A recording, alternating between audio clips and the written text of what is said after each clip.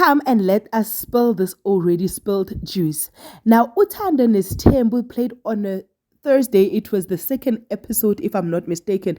And not everybody received it well because of the comment that Mseleku made when he said it is preferable for Usibindi, Umpumelelo, not to marry somebody with a child.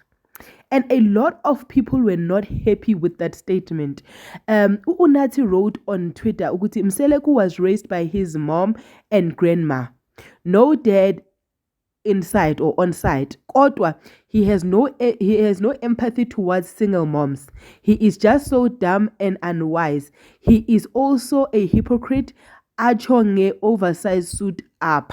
Hashtag Uthando Nesthembu.